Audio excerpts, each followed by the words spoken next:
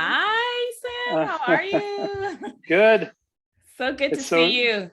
Yes, definitely. So good to have you here.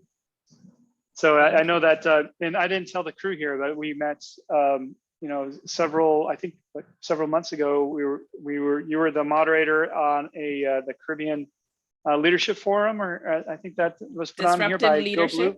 That's right. Mm-hmm. Yeah, that was fun. It was, you were talking about compensation, pay compensation, show me the money. That's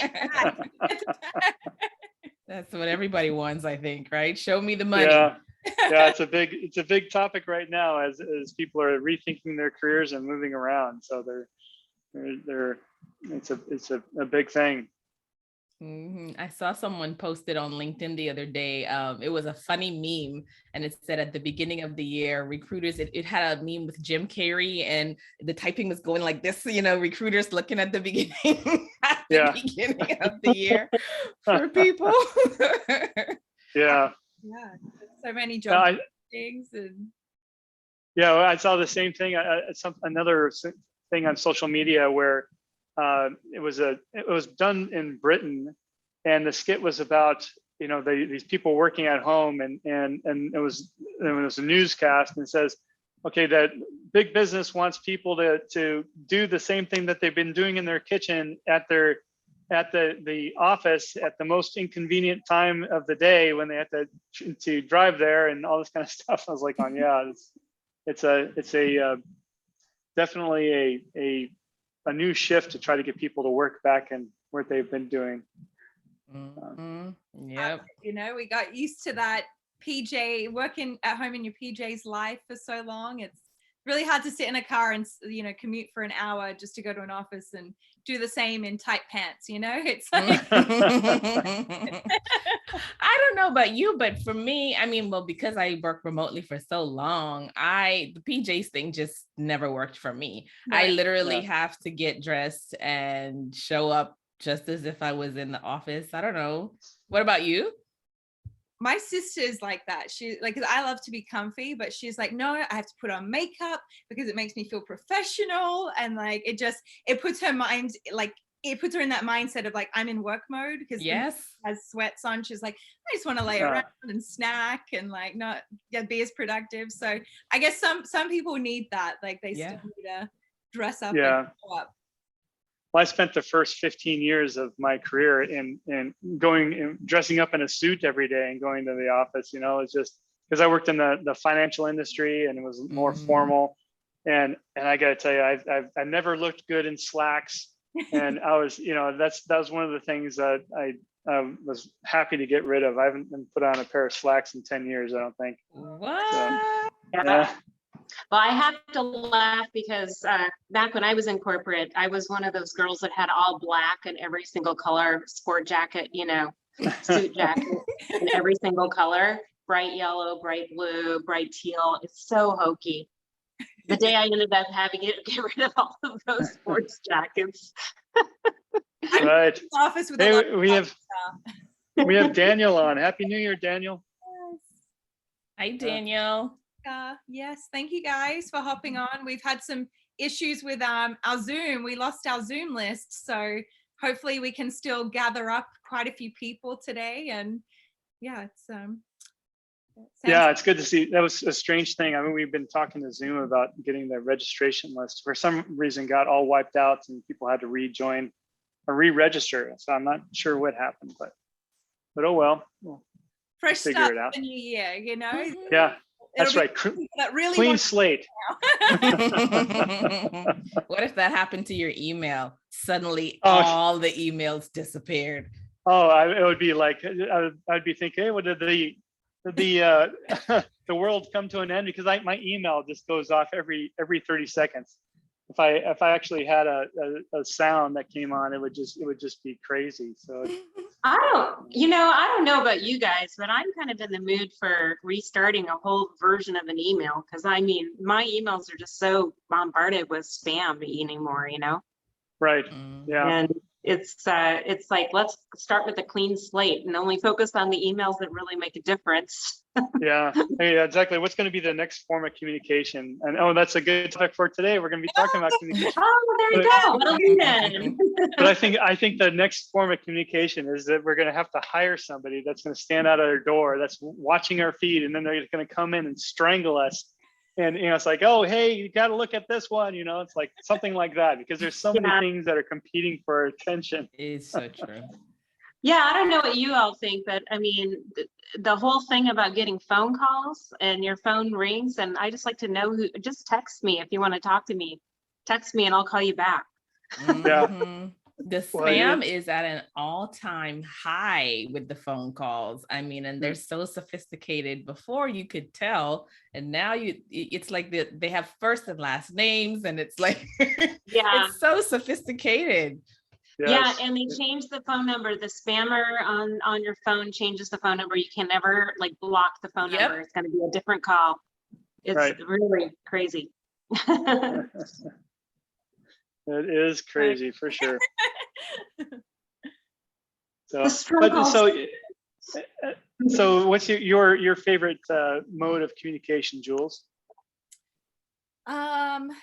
I think I am a little old school. I think I do like emails because it's something I can like just see it and like either respond to it straight away or like leave it for later. I don't really like phone calls because I feel like if I'm in like a zone of focus and then I get a phone call, it just takes me out of it completely. So and I'm millennial, like we just don't do phone calls. Like unless it's like my mom or my dad, I'll pick up, but like other than that, I'm like, just like Shah said, just text me if it's important. I'll call you right back. Well, my work life is I am seriously, I mean, I am back to back on the phone and while doing virtual sessions like this all day long. And so it's like if I get emails and so forth, I mean, it's difficult to check those in certain times of the day. But if somebody really needs to get a hold of me, it has to be over the phone because I'm like talking all day long. Hey, Howard, so good to see you. Hi, Howard. Hello. Yes, and so Howard, just want to introduce you to Monique. I know that you haven't had a chance to meet Monique yet, but we met, Monique and I met at the forum held by Go Blue, and she was the moderator, and so she such a professional during that for that experience for me. So it's like, God, Monique, you got to be speaking on the forum. So I'm glad to have her so she can share her knowledge with all of our listeners. All right, well, we're coming up to the top of the hour and in just 1 minute, and so we'll get kicked off here soon. And but do hope everybody's had a wonderful holiday season and we're well rested. And I'm so excited for 2022. I got to tell you, it's 2021 was hard. It was a very hard year, and so. So I don't know. It's just got to be better. So it's like, it's got to be good. So I'm happy for it. All right. So I'm going to go ahead and share my screen here and hold on. I guess I better. Just 1 second. But yeah, totally excited about the coming new year. All right, here we go. Got a different mouse, so I feel like I'm doing everything. It feels like I'm doing everything with my left hand. This is all like, it's all live, guys. This is like not pre-planned. We just, we work wherever we are with whatever tools we have, and we make it happen because that's the most important thing. That's right. Exactly. All right. I think Sumit might be jumping on. I heard a little. Yes. Maybe. Hey, Sumit. Perfect. So let's go ahead and get started. So Jules, you want to kick us off? Yeah. Hi everyone. Good morning. Good morning, Sumit. Good morning, Sumit. Yes. Oh no, I just did something to my computer now. Okay, there we go. Sorry about that, guys. All right. Well, welcome everyone and Happy New Year. Thank you so much for joining us. This is the first People Strategies Forum of 2022. Woo! So we're really excited to kick things off. As you can see, we have our full panel here. Everyone's hopped on. So we're really thrilled to have you all on here today. And if you are joining us for the very first time, 2022, new year, welcome. This is the People Strategies Forum, and this is really a mastermind of leaders. We're dedicated to creating workplaces where people will thrive, where employers reward and customers love. So we do that by jumping on every week. We bring a different guest speaker. And my name is Jules, for those that don't know me, and I help kind of host the whole event. And I'm always in the chat looking for all your comments and questions. So if you have any feedback at all, if you have a question for our speaker, don't be shy. We love questions. Just make sure that you do address it to all panelists and attendees so that we can see your question and get those answered for you. So let me introduce you to everyone here, because you might be familiar with some of them, you might not be. So let's get started with Shar. Shar is our small business advisor. She is the owner and CEO of Rocky Mountain Health Advocates. So she runs her own business and she does it nomadically. She's all over the world traveling and working, but she does also have a very strong background in HR. She's also been a career coach. So it's good to have Shar on with us today. Good morning. Hey, or good afternoon, wherever you are. Wherever you are in the world, because we're from all over. We're in different spots. We also have Sumit, who you might have been on our call last week. He spoke to us about mergers. It was a great presentation. You should go back and watch it in case you missed it. And Sumit has a huge background in HR consulting. He's a people strategist. He works with companies all around the world using all kinds of HR strategies. And we also have Howard. And Howard is a compensation expert and HR advisor working alongside Sam at Comp Team. And so it's good to have you guys on as well. And lastly, before I introduce our wonderful guest speaker, we have Sam, who is the founder and CEO of Comp Team, and he is a rewards and compensation expert. He helps companies with their reward strategies, their compensation programs, helps revitalize everything and make it better. So that's our panel. There's a lot of us and a lot of experience ranging from HR to talent management. So there's really a lot of knowledge here on this panel this morning. Now I want to introduce you to our lovely guest speaker. It's her first time here on the People Strategies Forum, so I know you'll make her feel very welcome. We have Monique Russell, and as you can see there, her bio is there for you, but she is an executive communications coach. She's a speaker and she's also an author. I know she's got a little a banner behind her for her book, Intentional Motherhood. So I'm sure she'll share a little bit more about that with us as well. But today we're really talking about how to improve your cross-cultural communication, because in the last year and a half, things have shifted. There's a lot more remote work opportunities, which means that a lot of teams are now more diverse than they've ever been, which is fantastic. But in order to help those teams, we really want to learn how to improve that cross-cultural communication. So Monique, welcome. Thank you so much for joining us and sharing your time with us. And we're looking forward to having you on today. Oh my goodness, it's a pleasure and an honor to be here. So thank you for having me. And I look forward to all the wonderful things that will come out of our conversation to help leaders and teams and employees to thrive in 2022. Great. Yeah. Thank you, Monique. And so I know that, can you tell us a little bit about your background and how you came to be a communication expert? I know you have, of course, this wonderful book as well. So tell us a little bit about your journey. Okay, so I am first and foremost from the beautiful islands of the Bahamas and also Nigeria. So I grew up in the islands and I relocated to the cold Minnesota, where I studied journalism. I studied broadcast journalism. I continued my education and I got my graduate degrees all in the science of communications. So I would say communications journey started with the theoretical aspect of me wanting to be in that space, but life did not turn out the way it should have. I did not get that journalism job that I wanted. And so I had to basically start working. I had my first child, I started working, and I started supporting C-suite leaders and their teams. And it was not where I wanted to be. I didn't know it then, but I do know now this is part of the whole process. Everything worked out the way it was supposed to. And I had a firsthand, upfront, behind the scenes view into what made leaders tick, what made them respected, what made them struggle when they were connecting with their people. And because I was that person behind the scenes, I was often a very strong, compassionate listening ear, and wanting to be in the know and understanding how communications worked.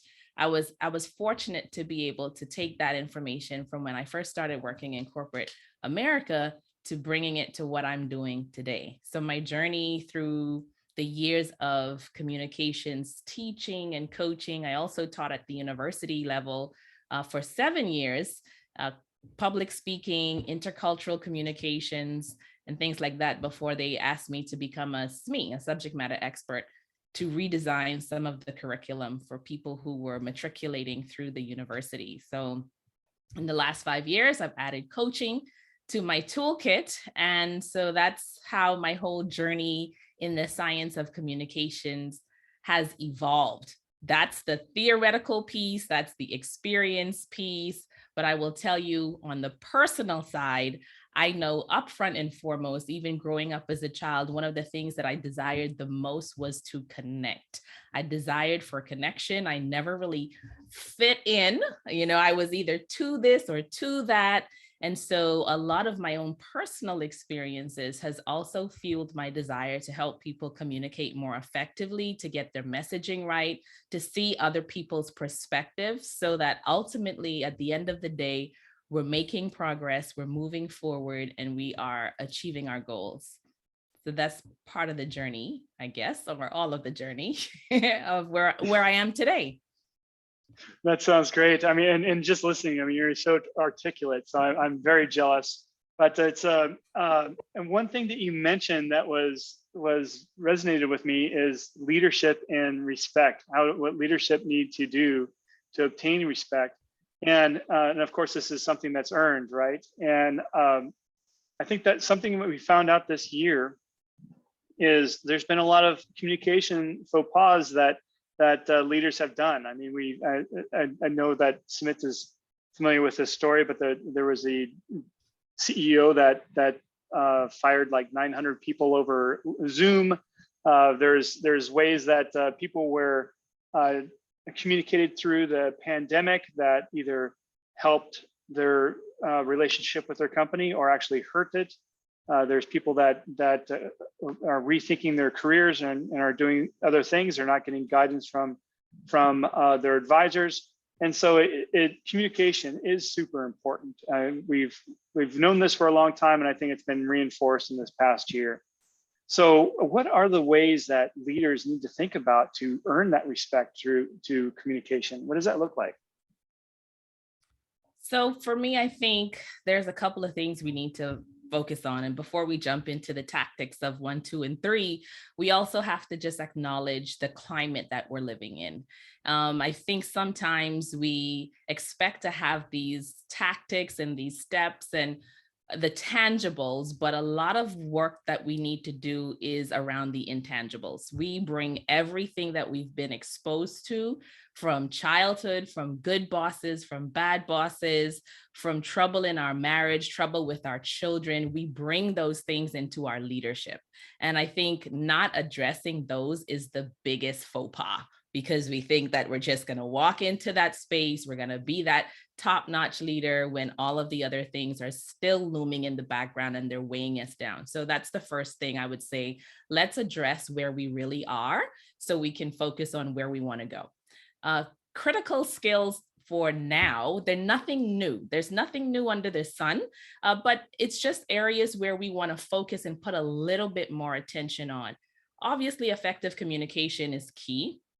meaning that, let's say at the top of the pandemic, we were really focused on a lot of frequency because there was so much uncertainty and we didn't know how to communicate, what to communicate. So frequency was very, very important, like getting it out frequently, getting it out on time, getting it out clearly. I don't know what's going on, but here's where we are now. We'll update you in the next 2 hours. We'll update you in the next 2 weeks. Frequency was very essential at the beginning of the pandemic.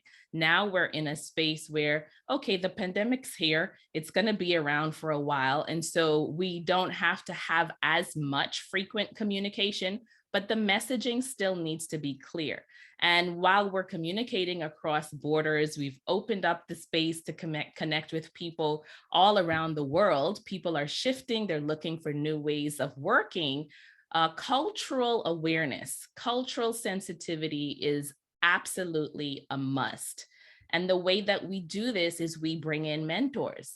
We bring in mentors, we bring in cultural mentors, and not just any type of mentor, a cultural mentor who also has a teaching component or a teaching element, because the more you learn, like Shar is in Mexico, right? And you're in the Virgin Islands, and the more we expose ourselves to travel and different cultures, the easier it becomes for us to have workplaces and teams where we can be more productive.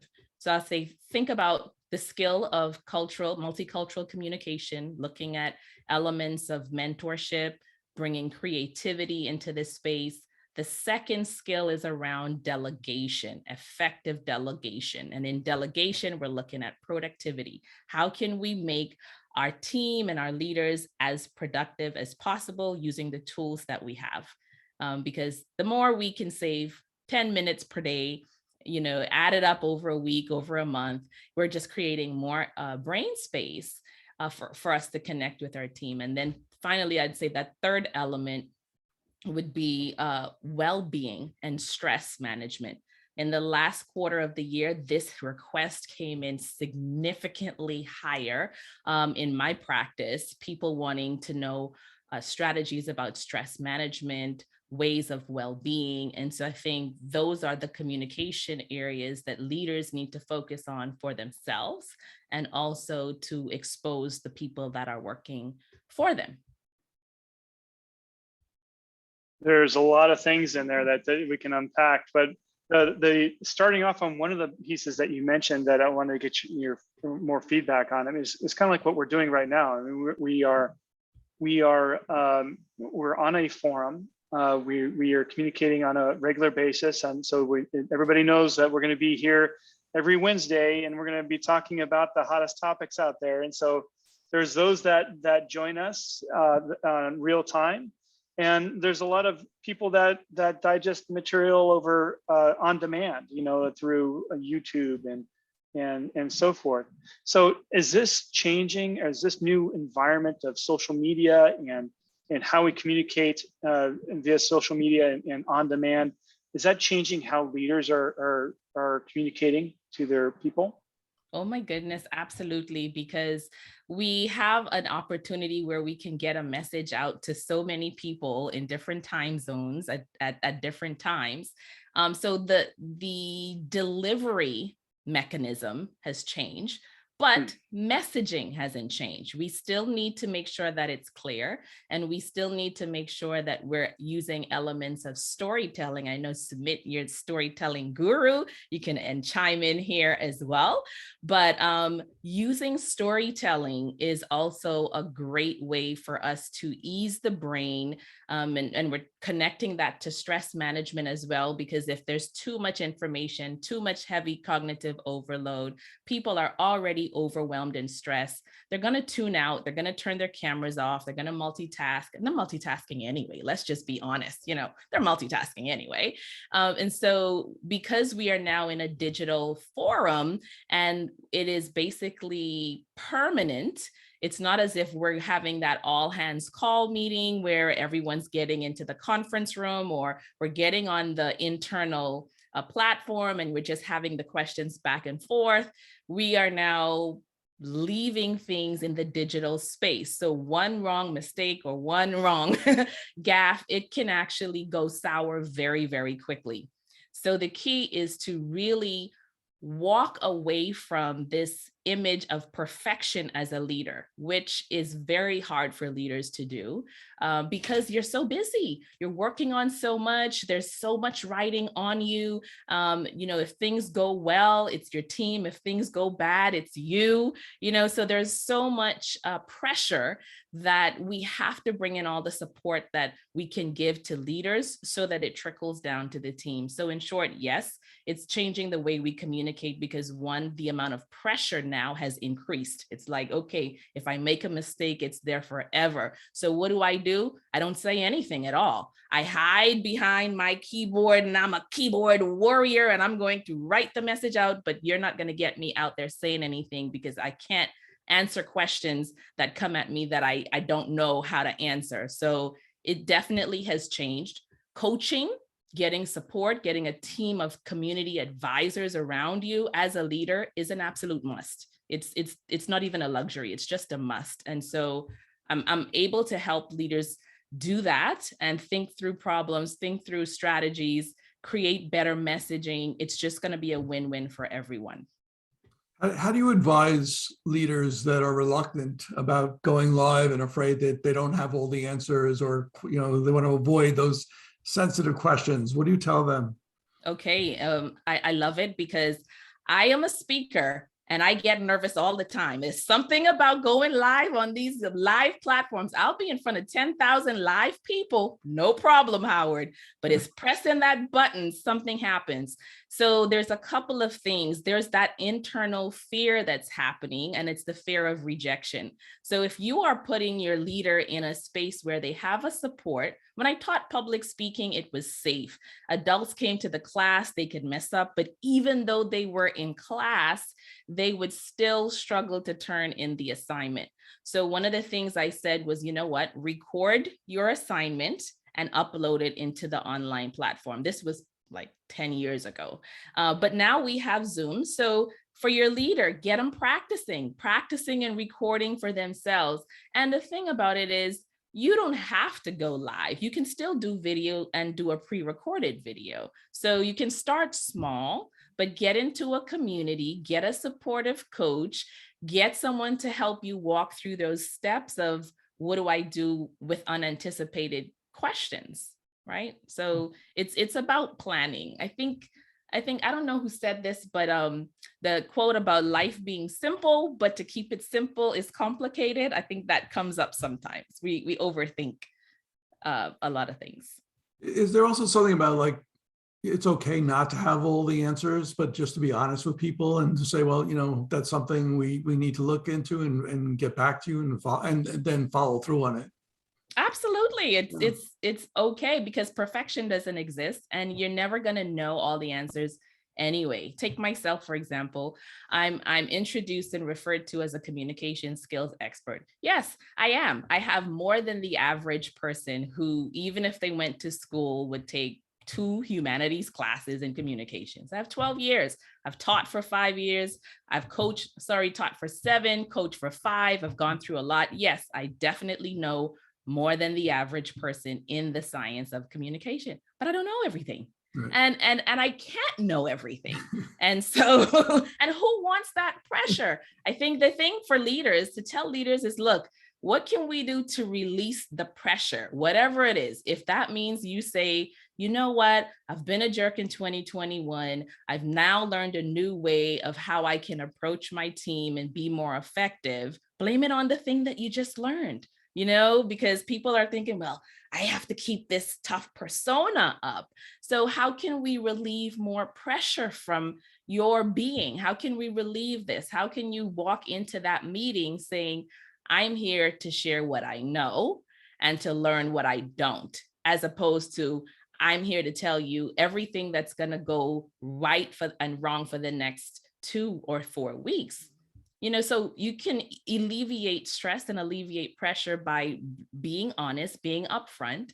For those leaders that are in positions where their phrasing and their wording impacts a lot of other stuff, the company's financial implications, for those leaders whose words have a little bit more weight and a little bit more impact, you definitely need to have coaching. I mean, it's just a must. Great. Yeah, I think we're in a time right now where vulnerability is becoming part of the norm, is part of our regular style.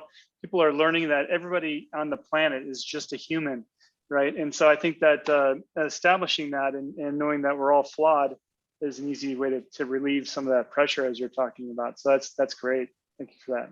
Yes, you are so welcome. Vulnerability is another skill, that goes into that communication bucket of leaders in 2022, because we're all tired of the perfection image anyway. I think people are sick and tired of, or they don't want to hear someone who doesn't have any problems, because we know we all do. And so if we're just putting that image of perfection constantly forward, we're doing a disservice to ourselves, but we're also doing a disservice to the people that we lead. So being vulnerable is essential. And I will say, not just any type of vulnerability. You also need guidance on how to share, what to share, and what is the purpose for the share. If the purpose for the share is just to make you feel good as a leader, that's ineffective communication. If the purpose of the share is to make a connection, for example, I've experienced a lot of loss last year in 2021. Perhaps you experienced loss, or maybe you didn't, but you experienced grief. The emotion of my share is grief. And I want you to be able to know that I can relate to that emotion. That's the purpose of me sharing. It's not for me to share because I want you to know how great I am and how I'm still showing up despite everything that's going on in my life, right? So leaders have a very unique responsibility and a very unique position in how the message is communicated, because it does set the tone for others that are watching and listening. One other thing that you mentioned, and you called out Sumit, and so Sumit is our storyteller. He is a person with, he's a voracious reader. He does tons of research. He's well written and well presented. And so how in Sumit, maybe you can tell us a little bit about your style. Is that something that you developed, or is it just innate, or is this something you had to work on? I think a little bit of both, Sam. So when I started my career, I just couldn't talk to people at all. So I started my career in tech support, and because of my ability to connect with customers one-to-one, they quickly promoted me to trainer. But the biggest worry my boss had was, I didn't think you'd be heard 2 feet away, Sumit. So I used to talk so softly that their worry was a class full of people would just not be able to hear me. And also I was a bit of an introvert. So the other worry was that they'd have to keep the room locked to prevent me from running away when faced with a room of people. So I think it's been, I like to believe I'm fairly engaging one-to-one, but being able to talk to people, to multiple people at once, it's an acquired skill. And now that I've been practicing for about 20 years and I've trained about at least 8,000 people, again, I'd like to believe I'm reasonably okay at it. But there's one thing I've been wondering about, Monique, on the point of leadership. So what are the differences you see from a cultural standpoint? Like in my part of the world, a lot of people would probably look up to a leader who they see as a strong presence, who's got no faults, and who's essentially the kind who'd go down with the ship without complaining. And in case the leader were to exhibit any kind of vulnerability, or if they were to say that I've got similar problems as you do, people might actually lose a little bit of respect for the leader. So do you see that happen, or how would you advise a leader to cope with that kind of a scenario? That's excellent. That's a great question, because all styles are not created equal. And I feel there's two parts. I feel one, at the very basic, the human emotion it cuts across cultures. And I've been able to work with leaders across multiple cultures as well. And the emotions that we all feel at the end of the day, it really doesn't matter if our style is a dominant one or a more dictatorship style, et cetera. So we still have an opportunity to tap into emotion, but it is strategic. So I say that mindset is global, and you can say like mindset, the emotion is global, but the strategy must be local. You cannot have a one size fits all approach.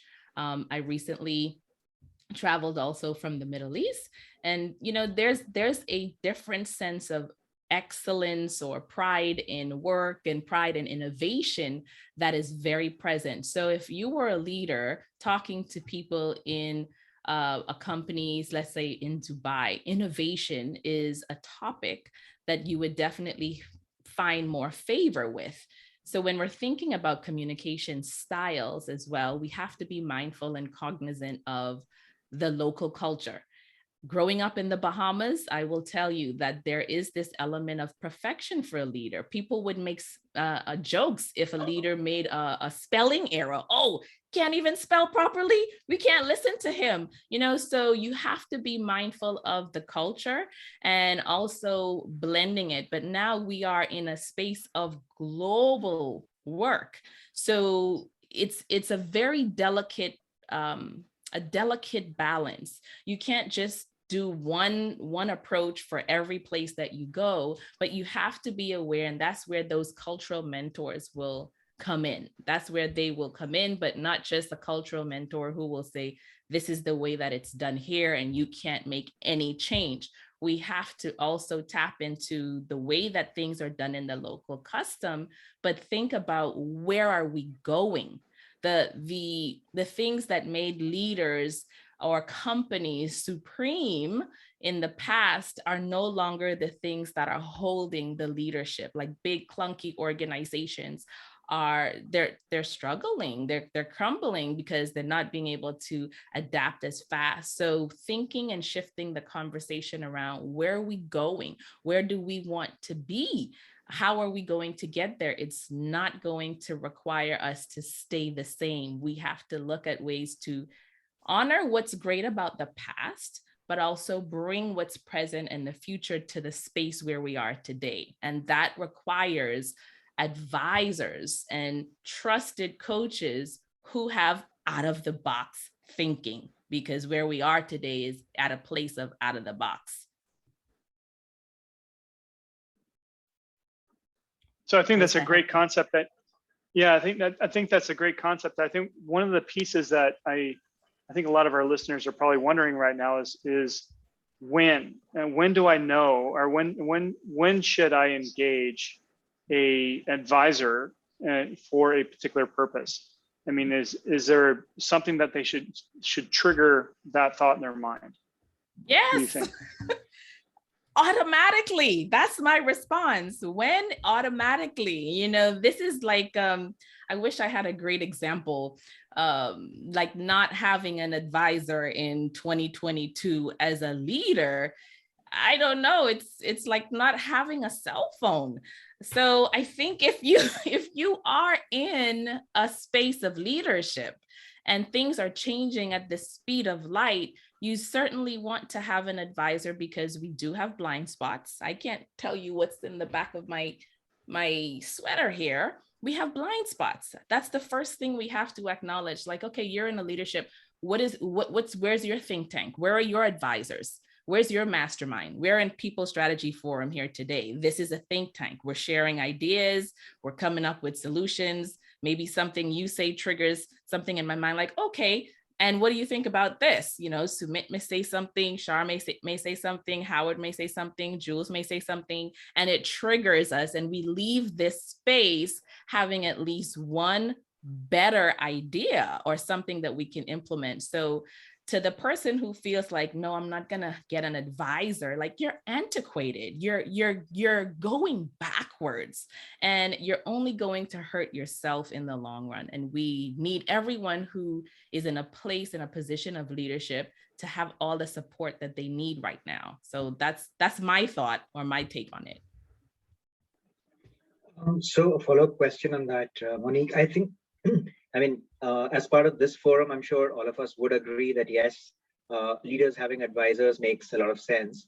But how does one break down the walls? How does one break down the resistance? Because I see a lot of organizations, they kind of mandate coaching and they push coaches at their people, which is often counterproductive. So leaders tend to believe that one, they're going to point out some holes in my armor and eventually try to send me away and say, no, you're not really cut out for this job. Or it's just an attempt to make me feel inadequate. So how do you, how should an organization create that pull rather than making it a push to provide advisors to people? Okay, so I will say this, a lot of organizational leaders that I have encountered or been exposed to who are resistant, there's something that gets them to think differently or to consider an approach that they haven't considered before.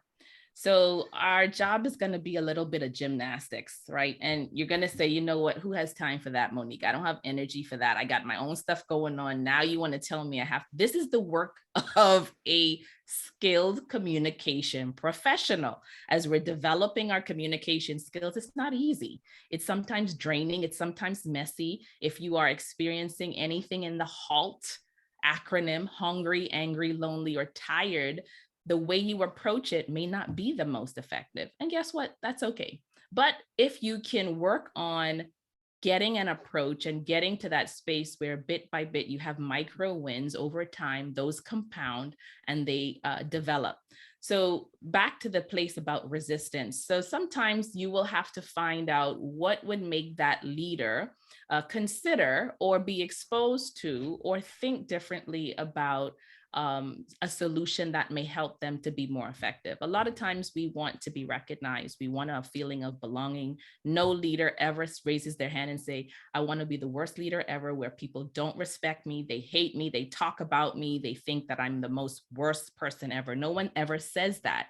So getting back to the human emotion, what makes that leader tick? What makes them, respond well? A lot of times people respond to the accrediting bodies, the big consulting firms. Sometimes, for what it's worth, sometimes you may have to use those statistics and those surveys and data to show that, look at the percentage of companies who are improving their bottom line using these approaches and this methodology. How can we now improve this in our company? So thinking about ways that can help you to break in through the resistance. You may not break the whole wall down, but you may have to have a strategic approach. If there's one person who's just very adamant about not wanting to try anything new. And then the honest reality of it is there are some people who, no matter what approach you use, it just doesn't work. So move on. Find people in the organization that do. You may have 10 people in that leadership suite, and 2 of them may be just hard as nails. You can try everything you want, but put your energy on the 8 that can actually create a shift and a culture and an environment of progress. So you have to be very mindful. It's not a one size fits all approach. I know you've heard me say that before, and I really need to reiterate that, because I don't want anybody to walk away from this conversation thinking that, oh, all you need to do is take this approach and that's it. It's not. Communications effectiveness and skill is like a dance. You have to take a look at it. You have to analyze what's going on, think about another approach. And all of this is in taking consideration of where you are as a human being. Just because there's a problem that exists and you are a leader or you're given a title as a leader, it doesn't mean you're always going to be in an optimal state to address that issue. So taking into consideration where you are personally, physically, emotionally, and mentally is key. So really understanding that, or being aware or self-aware of what the baggage that you're bringing to the conversation, I guess. Is that right? Yes, being aware. And that's the beauty of having an outside counsel or outside perspective, because you can get to think through things and see things from a different perspective. I also wanted to address, Sumit, I forgot that you talked about coaching as an approach or one perspective of, okay, I'm having holes or I'm having gaps. I think that used to be the thought in the past. That used to be the thought in the past, where coaches were brought in for people who were problem people, or people who, they're on their way out and we need to do something to fix them before we fire them.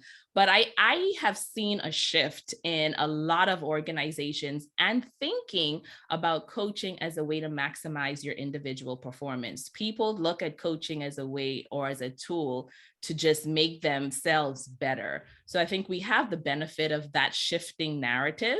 And then for those who are offered, I'll tell you what I've seen, what works and what doesn't. When people are forced to come to coaching, no bueno. It doesn't work, not good at all.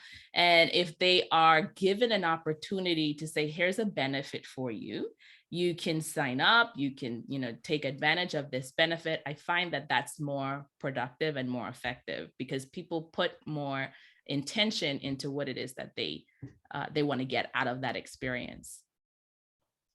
That's fascinating. Yeah, and that's fascinating. Are you seeing companies do that more and more, having a group of advisors on call for their employees to sign up? Oh, that's great. Oh, yes. And even last year, I've seen an increase. And so, like right now, I have a couple relationships with a few organizations, and their employees have a benefit. Some companies give their employees a certain amount of sessions or time, and they target different levels. They target maybe their C-suite level. They target the people who are shifting to new supervisor or new leaders, because a lot of times people who are gaining new supervisory or management roles, there's no handoff, there's no training, there's no nothing. So I have one company on board who that's all they focus on. So their upper management, lower, they don't get it. But those that are shifting to new leadership roles, they get that type of support.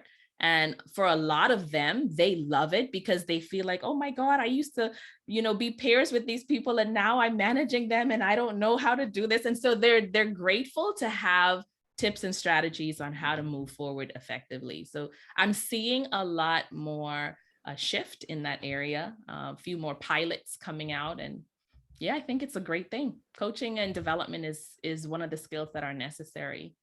Monique, is there less resistance when a leader is given the ability to select a coach versus being assigned a coach?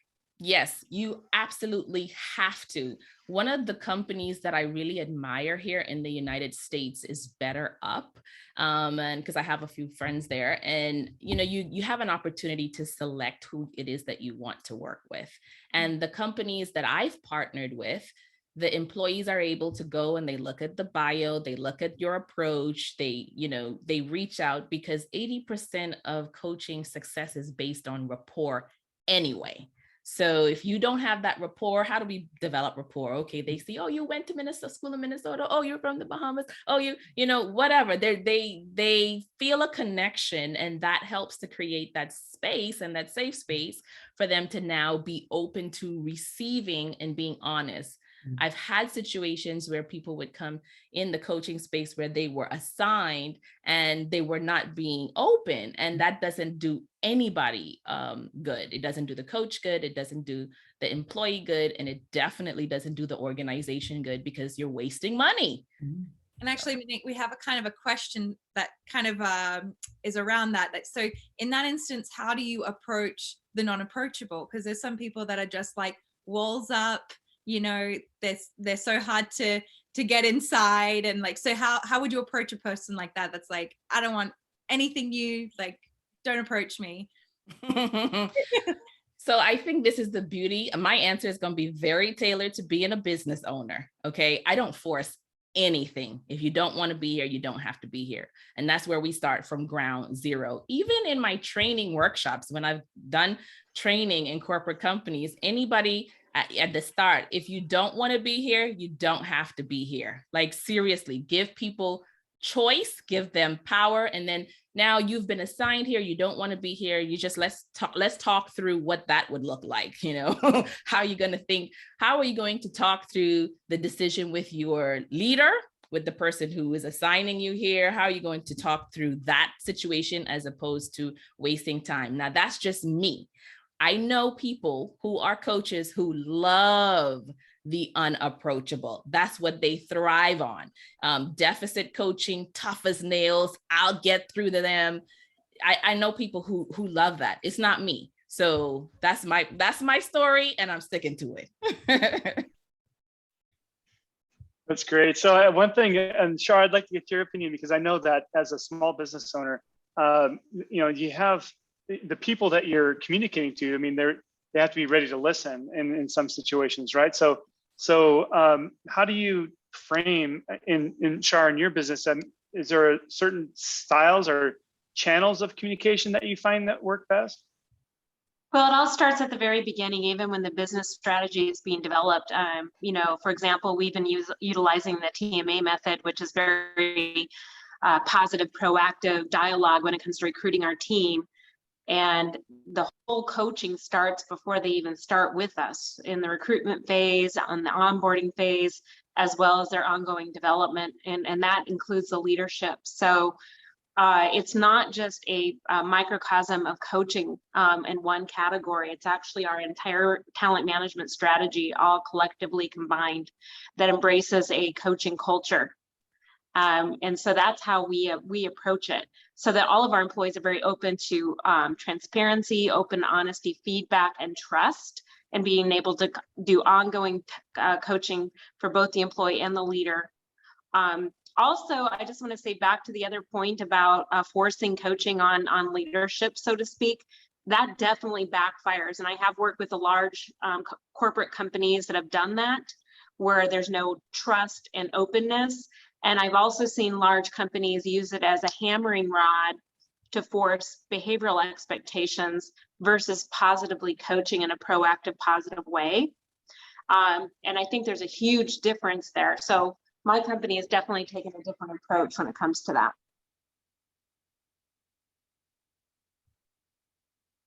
Great. And then, so Monique, one thing I want to dig into a little bit more, something you said at the very beginning of our session here, and it was more about the delegation aspect in communication. So can you tell us a little bit more about that in the steps that you were talking about?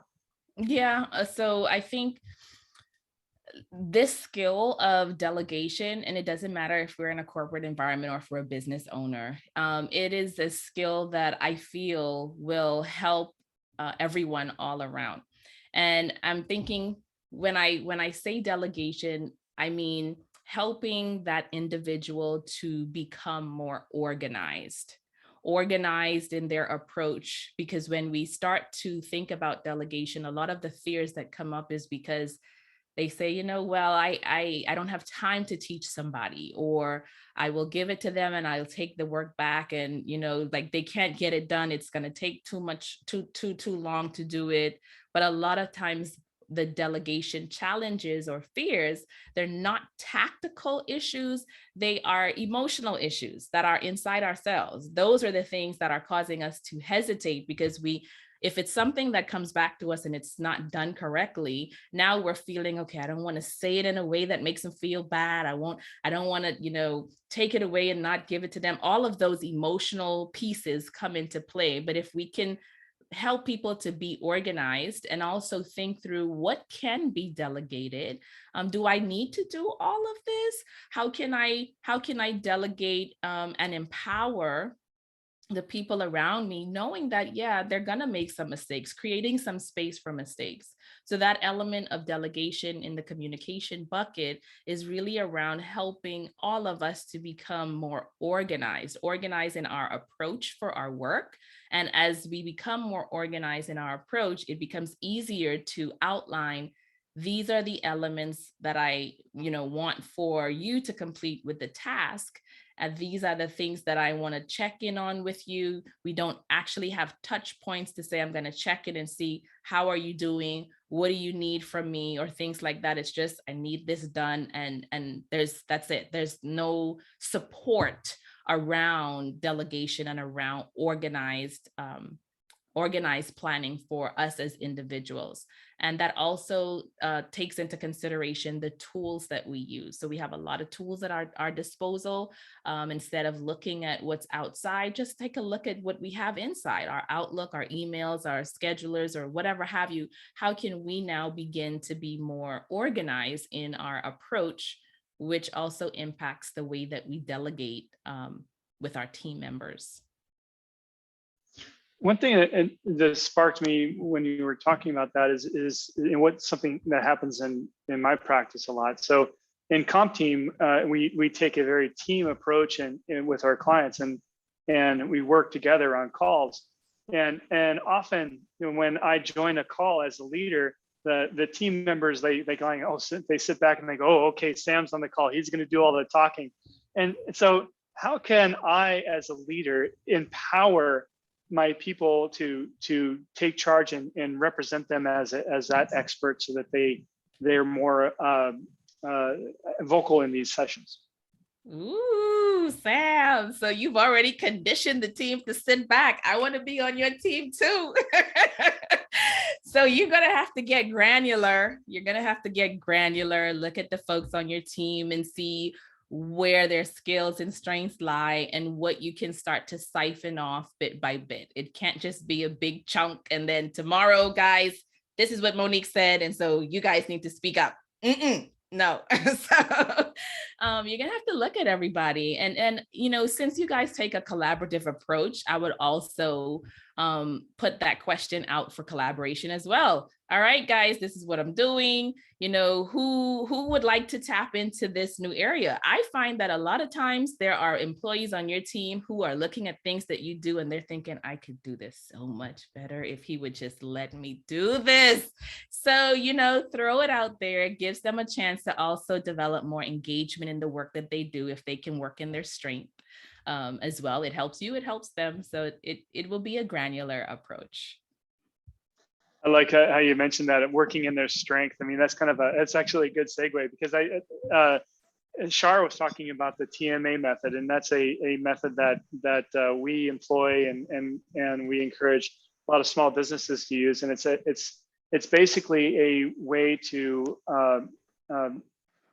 get to know your people more. And it's an assessment you can give them, and it tells them about their work preferences and so forth, and how they like to be communicated with, how they like to be managed, and it just creates a great dialogue. And so we use that a lot. But I think one of the things that we've learned in this past year or so is the importance of that interpersonal communication. People being treated as a human, and how important it is for us to connect with one another. And so I'm seeing that more and more. Are you seeing your leaders take that as that approach? Definitely. They want to know how to connect more with the people in their organization, because I think prior to COVID, a lot of focus was on connecting with folks outside of the organization.